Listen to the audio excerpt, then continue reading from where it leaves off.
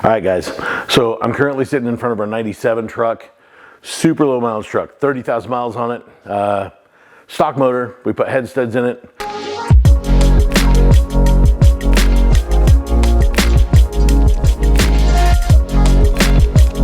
The injection pump is something that this whole test today is going to be stuff you can do at home. You go down to your local injection shop and we sell you a set of 215 plungers because we like the plungers a lot. You would probably end up using, like more than likely, a camshaft very similar to this. This is a cam from like a 160, 175 application. So not the greatest cam on the planet, but we're putting all of our parts in it just so we can show you guys what to expect with using our stuff.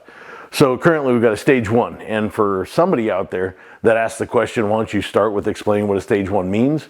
Basically, instead of measuring things in hole size, which is really not a good way to measure fuel flow at all, just because you have a 5x18 doesn't mean it's going to outflow a 5x14. If you've got a well-designed and a well-assembled EDM'd with K-factor using extrude hone or AFM, you're going to outflow 18 thousandths hole that's just got some rude, crude, big wire shoved through it, done it real sloppy. So it doesn't really tell you, other than the hole diameter, approximately, what you're going to get. So why do we call them stage 1s? Well, instead of telling you what hole size we have, because I've just explained to you, smaller holes can outflow and out-atomize. Horsepower is not made off of black smoke. Horsepower is made off of diesel that's burnt at the very top, and it shoves the piston down. So if it's not burnt and it's just black smoke rolling out a tailpipe, it's wasted energy, and at $5-6 a gallon now, you kind of want to limit your amount of waste so you can do things like, well, make your truck go faster by buying bigger turbos or compounds, or who knows, buying a new snowmobile, whatever. This truck, delivery valves, so it's got our 024s. It's got governor springs in it. It's got a rack travel plug in it, 215 style plungers. It's got our fuel plate, which is currently shoved all the way back, and it's got the stage 1 injector in it. For data, I don't want to cut this truck up at all, so I refuse to put gauges in it. And when I'm done, I won't need gauges. Like, I will use the edge monitor that we have set up right here. I'm going to capture all the data. I'll get boost, I'll get drive, I'll get exhaust gas temperature. I will know what the truck does going under full wide open throttle loads. So there's no reason for me to actually throw gauges in it just for the sake of having gauges. If it ever blows a boot, you know you blow a boot really bad. So that's what we're doing. Is we're gonna be using the edge system just to capture data, and we'll tune it per that. So we're gonna be using, baseline was 381 horsepower, right, Mitch? Yep. So right now with fuel plate pulled all the way back, like I say, good plungers in the pump. We've got Power Driven's Aggressor 64 turbocharger on there, a stock airbox, 4-inch exhaust system, 381 horsepower so far. Exhaust gas temperature was laughable, like in the 12s. So we've got plenty of room to grow into that turbocharger. So right now we're going to cut the camera. Mitch is going to make some adjustments to the governor spring so we can get it to stretch its legs a little bit further up top. And then we'll start sliding our fuel plate forward to where we get to maxing out the turbocharger. And then we'll do something like pull the fuel plate out of it just to show you that horsepower doesn't necessarily go up, but black smoke goes way up. We just made our first hit of today. Today's what, Thursday? Isn't it Wednesday? I don't know. Just made the first hit of the day. Last time we were in here was a week ago. Made 381 horsepower, but it started to peter off on the big end really bad. Fast, yeah, really fast. It was pretty bad. So today, my request was, Mitch, give it one click on the governor springs. Let's see what it does. And how'd that treat us so far? What was it? 420 horsepower by just doing one click on the governor spring. One click.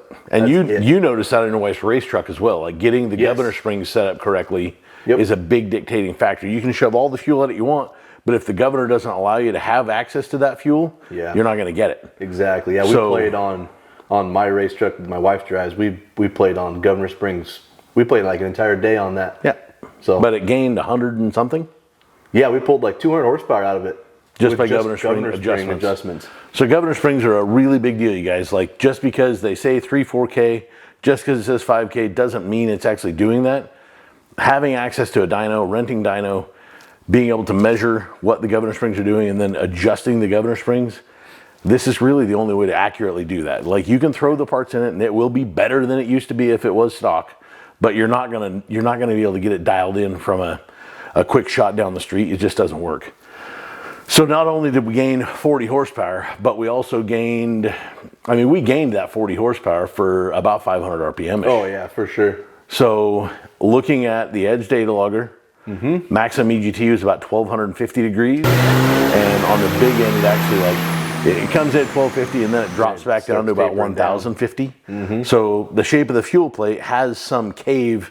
It's got like a real big hit of fuel, and then as the RPM increases, this fuel plate starts to taper the fuel back and pull the fuel back, because most of the time you run out of air before you would run out of governor. So that's why we designed that governor, or that fuel plate, that way. I looked at boost, you looked at drive. I saw 16 pounds of drive. And I saw about 25 pounds of boost. Which is awesome. That's a great ratio. So, so far at 420 horsepower, this Aggressor 64 isn't even working. No, not at all. And it's got a lot more left in it. Yeah, and the guy, Will at Power Driven, told me that he was, expecting to see like 450 smoke-free horsepower to this turbocharger, and after that it would start to run out of air. Okay. On the dyno, we're seeing, it's very difficult to compare what you drive like on the street for smoke control of the 12 valve versus what you drive like on the dyno, because on the dyno you pretty much just have to give it. Yeah, and I'm not snapping it, but it's a real quick full throttle. And the last thing that we're actually going to like adjust is going to be the AFC spring pressure. Yeah. And you don't adjust it on a dyno because you're not on the street. We have to adjust the AFC very last, and that is during all of our test drives on the street. So we're going to get our horsepower dialed in, we're going to get governor springs dialed in, we're going to get that stuff dialed in on the dyno because that's the most accurate way to do it. But as far as smoke control, we're going to end up doing that on the street after all this. Yep. So this time, we already know that based off of just starting the truck last time, when I just breathe on the gas pedal and I release it real quickly, the engine kind of goes. Yep. So we know that our idle spring pressure is a little bit too much. We should go in another click on the governor springs, but this isn't that easy because we have two thicknesses of shims in there. Yeah. We really need to pull the thinner one out of both sides. Probably. And then we have to readjust all of our governor springs in. Yep. So it's going to take us a little bit to do that. It'll be about 1 hour before we turn the cameras back on. And we'll make another hit. We'll make sure that we get our governor spring adjustment set correctly again. And then we'll try and go a little bit tighter on the governor spring. But we know right now that our idle spring's too tight, so we got to back that off. We got to pull some shim out. Yep. We'll All do right. that. Well, we're going to kill the cameras for a little bit, and we'll get back to you in just maybe an hour. Yeah. Cool. So we're back, and Mitch, what did you do this time? And yeah, what'd you do? So we had a shim stack underneath the idle springs, and I pulled the one smaller shim, which measured out to 11 thousandths. The other one was 20 thousandths, so I pulled the smaller one out, put it all back in, and ran it an extra click in. Click in on the total tension. Yep, on total tension. So what we're talking about is when he says smaller, he means thinner. Those shims come in two different thicknesses, and there was a stack of shims in this injection pump. So you had one that was like 10, 11 thousandths. Yeah. You had one that was 20 thousandths. Yep. So we had a total of 30 thousandths shim underneath our idle spring. Yes. As you go in on the clicker of the governor springs, you're creating more tension on the idle springs as well as the governor springs. We had too much tension on the idle springs, we knew that. Yep. But we needed to go further in with the clickers on the governor springs. Yeah, correct. So to release that pressure off the idle spring, you pulled the 10 thou, 11 thou shim out. Yep. We lost our tension there, and you went back in with one more click. With additional click. And now, as far as like start ability and just the touching of the gas pedal and releasing the gas pedal, all of that stuff straightened back out and acts perfect, right? Yep. Yeah, our idle went back down to about 800 About RPM. 850, somewhere in there. Starts up as soon as you breathe on the key. Yep. So it's happy, and it pulled more RPM out of the pump.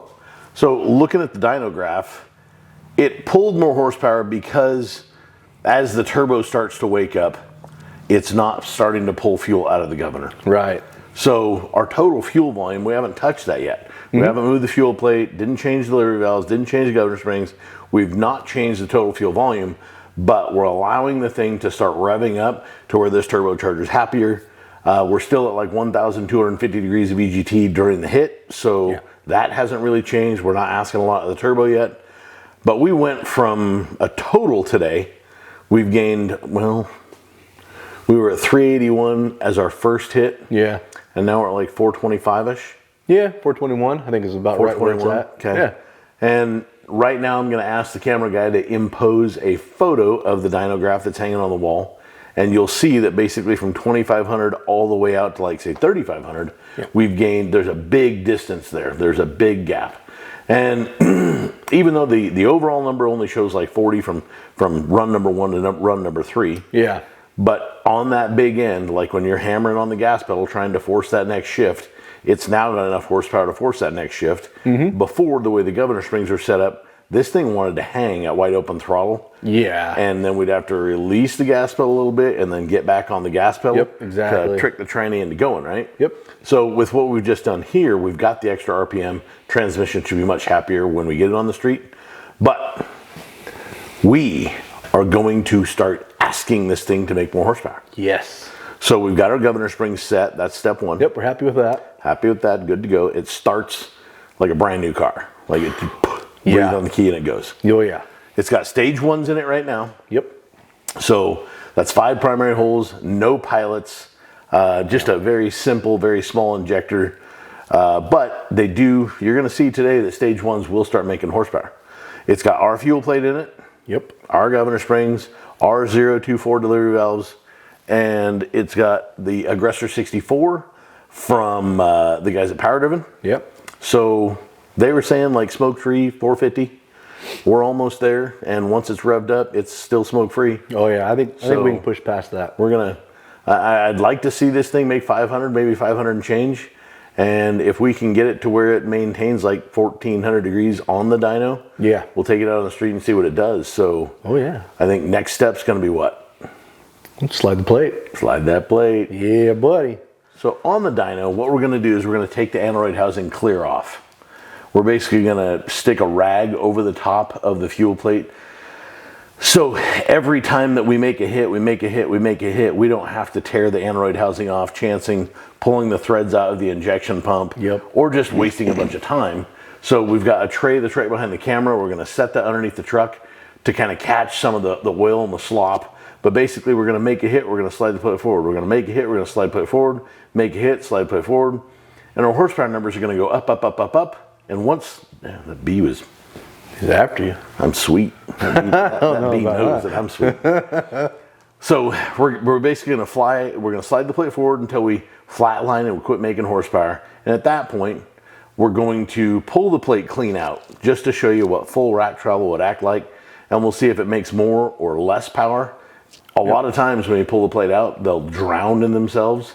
And it's like a tuner today, asking them to write you a 3,000 microsecond tune. It's gonna be hot, it's gonna be smoky, because you're just firing fuel in there as the piston is running away from that fire. So you're not making any more power, you're just wasting a bunch of energy and adding a lot of exhaust gas temperature.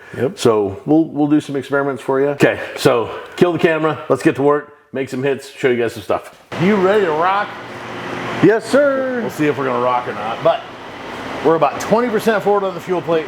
We're gonna make a quick hit, see what we got for power, and we're gonna do this in about 5 or 7 minutes. About 5 or 7 minutes, 5 or 7 minutes. Give it a little bit of time to cool off before we heat soak the ever-loving, heat it real hot, too hot. Let's go.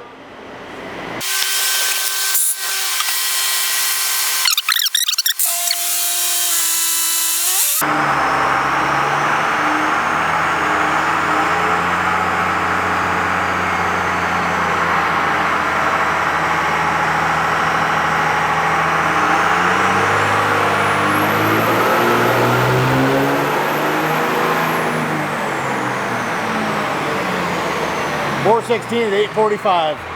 Gained almost nothing.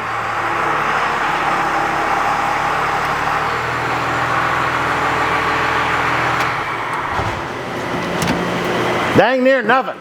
Nope.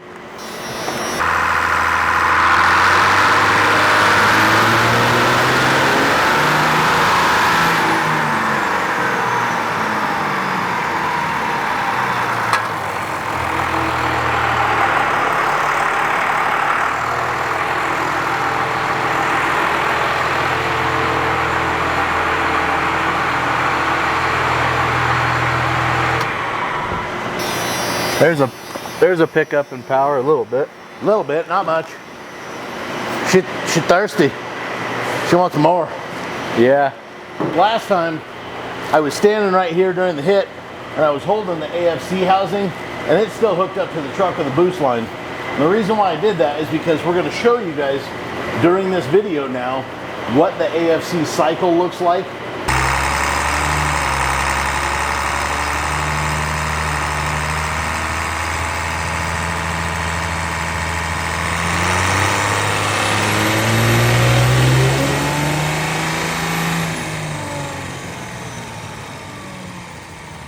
So when you're no boost, the AFC is all the way back, and the fuel lever in the injection pump strikes the AFC lever.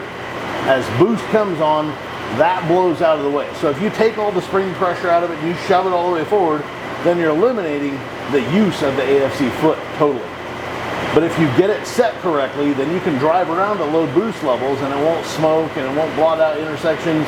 You'll save fuel, you'll save EGT. So that's why I was standing here holding that thing, was just show you guys what that looks like when it moves and how quickly it recovers. So that's all I got. Ready for another hit? Let's do it. Do it.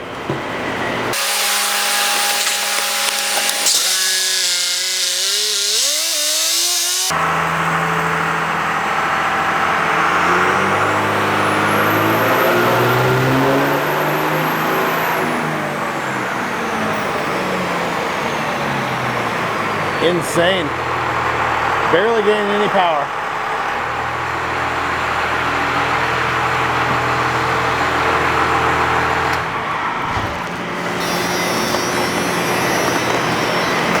We've only gained like 10 horsepower. Yeah. Not very much. Nope, it's definitely not. 10 horse, and we've picked up 20 foot-pounds. 40 foot-pounds, you said? Yeah. Huh. I kind of expect to see be a little bit more dramatic than that. Well, just for giggles, There you go. we'll go full forward and see what happens. And if this doesn't do anything, then the other problem is inside the injection pump.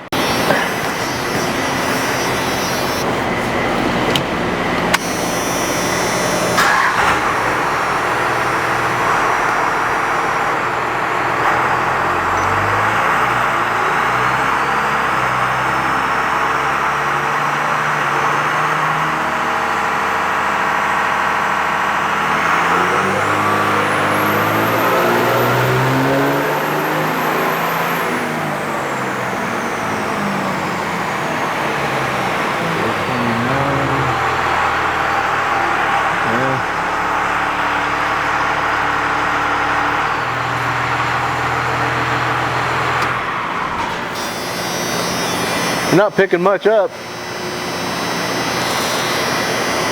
I am extremely disappointed in the guy that put this pump together. Yeah. Okay.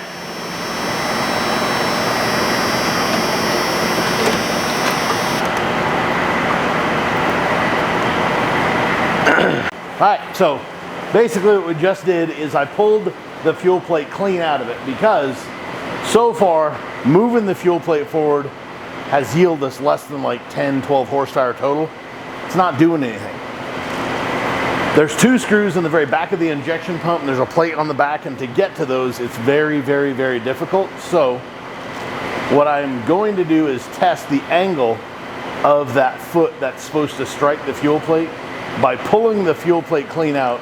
If all of a sudden it takes off and makes a bunch of sunshine and hay, then what's happening is that fuel lever is hitting the back of the fuel plate and it's hitting it at a bad angle and it's getting bound on the fuel plate somewhere.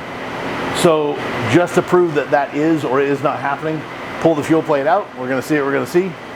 If that's the case, then this pump has to come back off.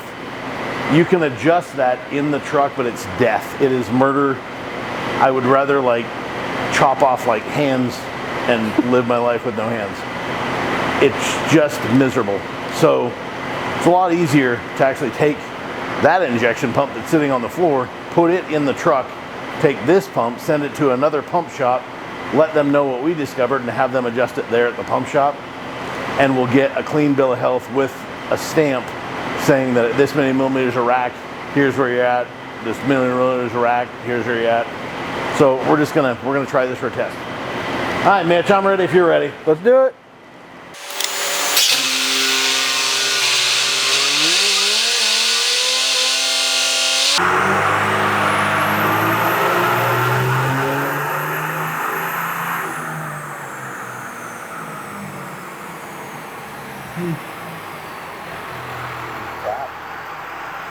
That is all it's gonna do.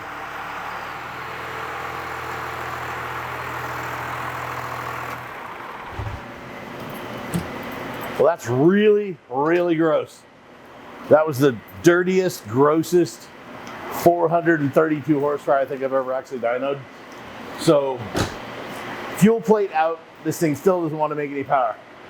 Hey, when we had the stage 2s in this, what were we making the power? I think we'd hit somewhere over 500 with the stage 2s. Okay, so with the exact same pump set up the exact same way, we were at least 70 horse better than we are right now. Yeah. At least. At least, yeah. The difference between a stage 1 and a stage 2 shouldn't be that big of a difference, but this pump's not one to party. So, unfortunately at this point, pulled the fuel plate back out. We know that we've got the governor spring set up correctly. Yeah. This pump just doesn't want to play. But, as I mentioned to you, this pump has kind of a trash camshaft in it. So, I really like using the cam out of a 215 style pump. It's a much better cam. It's got better fill rate. So on the bottom end, you've got all sorts of time on the clock to actually get fuel above the spill port where it actually pushes fuel in. And as the plunger crosses that point, it basically tries to compress that fuel, goes through the delivery valve, through the nozzle, into the motor. With RPM going up, the clock time goes away. So with the camshaft that's in this pump being an early style cam, we don't have a lot of fill time. And I gotta be honest and tell you that I have not done any dynoing like this with one of them old cams. Oh yeah. Possibly ever in my life. Because I've known better, I knew that it wouldn't work, so it really wasn't worthwhile to do it. Right. This might just be a cam thing that we're actually fighting here. It's possible, because when we timed it, we don't know what cam is in it. It doesn't time like a 160, 175, so we do not know what cam is in it. So we're pulling this pump off. Yeah. Pulling the pump off, gonna call this a fail. And that's the way it is, guys. Like, when you're buying used trucks, you don't know where the pump came from, where the injectors are from. We took in the truck yesterday for our buddy Chris Rosscutt. Yep. Chris has a customer that wanted a timing adjustment, and we drove the truck, and it drove really, really, really bad. Because of that, I was like, hey, Chris, why are we adjusting timing? This thing needs way more than just timing. And basically, I had you start pulling it apart to discover what parts were in it. Yep. And what'd you find in that? So it had, the timing was stock. We assume it's a early model motor, like 94, 95. Yep. It has a 215 pump on it, so it's got notch top plungers in it. And it had a stock fuel plate in it. Yeah, stock fuel plate. Everything was slid forward. The cam was the plate was forward. Housing was forward. It was a smoky, hot mess. And it went nowhere. It was terrible to drive. I tore one of the nozzles off the injectors, and it was a P466 nozzle, which is stock for like 94, 95. And they're supposed to flow like 37 liters of air per minute. Well, somebody has obviously tried to clean these, and by cleaning them, they basically go to the wire wheel and make it look pretty on the outside, but you smear the hole, the spray hole gets smeared over. These nozzles only flowed like 20 liters of air per minute. Yeah. So they were ruined anyway, which obviously, if you can't get fuel out of a nice sharp hole, it's not going to atomize or run good. So we've got that. It's a crew cab Chevy. We're going to shoot a video on that here pretty soon as well. But for right now, I say we just pull this pump. We drop that pump on it. Pump, that's a party pump. That thing should rip. It's got a good cam and stuff in it. So unfortunately for today, we're pretty much done. And next time you see us, it'll have that pump under that hood. And hopefully, well, we know what that pump is. So yeah, that's a good pump. Yeah, we know the details of that one. Yeah. Okay, so for now, Lenny Reed out. See ya.